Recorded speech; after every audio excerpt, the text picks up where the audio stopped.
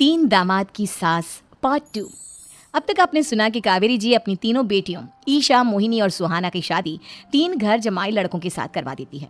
उन्हें लगता है कि ये लड़के शायद घर का कामकाज संभाल लेंगे, लेकिन उनके तीनों घर जमाई बहुत आलसी थे। वो नौकरी भी नहीं करते थे और बाहर का काम भी नहीं।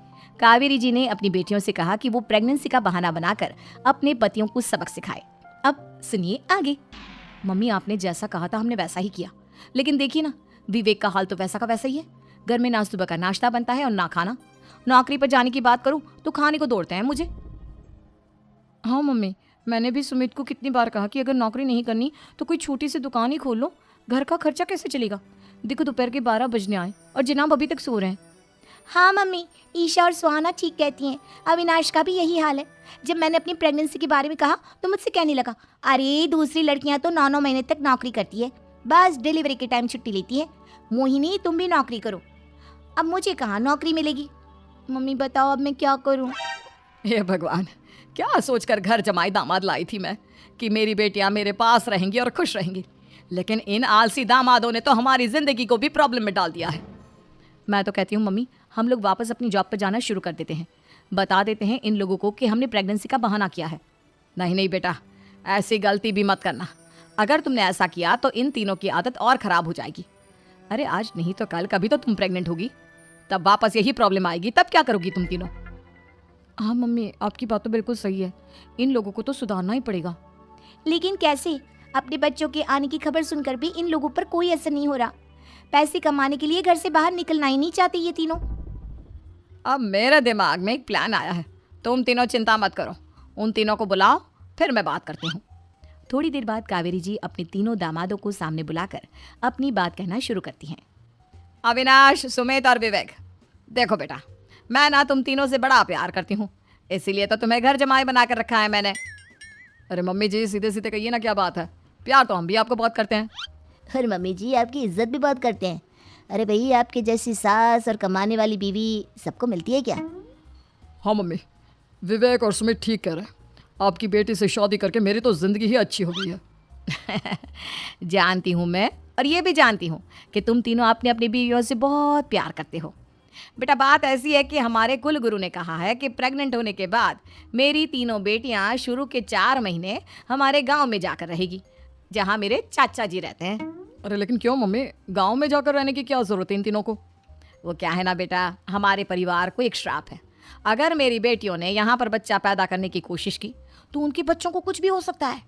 इसलिए अब से लेकर 4 महीने पूरे होने तक इन्हें गांव वाले घर में रहना पड़ेगा। हाँ तो इसमें प्रॉब्लम क्या है मम्मी जी? हम भी वहाँ जाकर रहेंगे, पिकनिक मनाएंगे।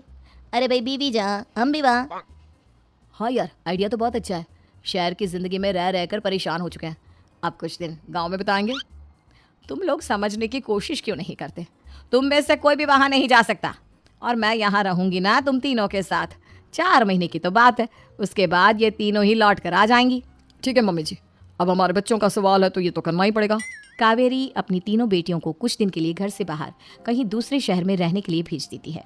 कुछ दिनों के बाद, अरे मम्मी जी, बहुत दिन से पिज्ज़ा नहीं खाए, मंगवाइए ना।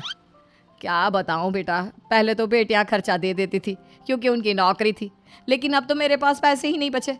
थोड़े बहुत पैसे हैं जो बच्चों की डिलीवरी में काम आएंगे। लेकिन मम्मी जी, आपकी बेटियों को वापस आने में तो अभी बहुत वक्त बाकी है। वही सोच सोच कर परेशान हो रही हूँ। सोच रही हूँ कल से दूध भी बंद करवा देती हूँ। अब दूध वाले को देने के लिए पैसे भी तो नहीं है ना। अरे नहीं नहीं मम्मी जी, अगर दूध भी बंद करवा दोगी तो मुझे चाय कहाँ से मिलेगी? और चाय के बिना मैं तो मर ही जाऊँगा। क्या करूं बेटा, इसके अलावा हमारे पास कोई ऑप्शन नहीं है। मेरे पास पैसे ही नहीं बचे।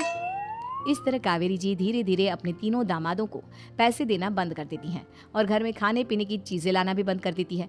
अब वो तीनों बुरी तरह से परेशान होने लगे थे, और इसलिए एक दिन तीनों प्लान करके घर से बाहर निकलते हैं। और बाजार में जाने के बाद, यार अच्छा खाना खाए हुए कितने दिन हो गए, पता नहीं कब अच्छा खाना मिलेगा।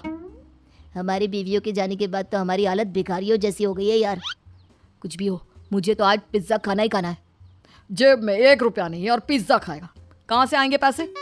अरे देख, वहाँ सामने बोर्ड पर क्या लिखा हुआ है, कंप्यूटर पर काम करने के लिए एक आदमी की आवश्यकता है। भाई मैं तो जा रहा हूँ, काम करूँगा और शाम तक पैसे लाकर आराम से पिज्ज़ा खाऊंगा। जा जा, तुझे कोई काम नहीं देने वाला, हम तो घर जा रहे हैं। चल भाई सुमित।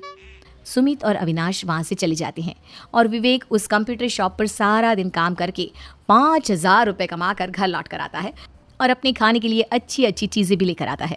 ये देखकर विवेक और सुमित के दिल में भी कुछ पैसे कमाने की इच्छा जागती है। अरे सुबह सुबह कहाँ चल दी है तुम? मम्मी जी एक बहुत अच्छी जगह मिली है। कंप्यूटर पर काम करने के 5,000 मिले थे कल मुझे। अगर रोज काम करूंगा तो पूरे 40,000 की तनख्वाह। अरे वाह, ये तो बहुत अच्छी बात है दामाद जी, आपको जाना ही चाहिए। सुमित और अविनाश विवेक को इस तरह तरक्की करते देखकर परेशान हो जाते हैं और वो दोनों भी काम की तलाश में निकल पड़ते हैं। धीरे धीरे उन दोनों को भी काम मिल जाता है। अब कावेरी के तीनों दामाद छोटी मोटी नौकरी करके अच्छा पैसा कमाने लगे थे। एक दिन कावेरी उन्हें अपने पास बुलाती है। अरे वाह, विवेक 40,000 कमा लेता है, अविनाश 60,000 और सुमित तुम भी 40,000 के आसपास कमा ही लेते हो। कुल मिलाकर तुम अच्छे खासे पैसे कमा रहे हो बेटा। हाँ मम्मी जी, बहुत मजा आता है जब महीने के एंड में मोटी रकम हाथ में आती है। पूछिए मत मम्मी जी, घर में रहकर रोटी बना बना कर और तो जैसा महसूस होने लगा था मुझे तो। हाँ बेटा, तुम तीनों की बात तो बिल्कुल ठीक है। और जानते हो, अब तुम तीनों की पत्नियां भी वापस लौट कर आने वाली है। लेकिन मम्मी जी अभी तो उन्हें गए सिर्फ 2 महीने हुए हैं। आपने तो कहा था वो 4 महीने के बाद लौट कर आएंगी।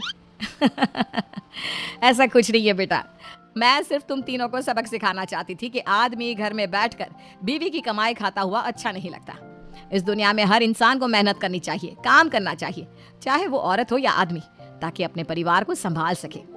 कावेरी की बात सुनकर उन तीनों को अपनी गलती का एहसास होता है और कावेरी उन्हें सच बता देती है कि ईशा, सुहाना और मोहिनी शहर में ही कहीं दूसरी जगह रह रहे थे। शाम के वक्त उन तीनों की पत्नियां लौट कर आ जाती है और कावेरी जी का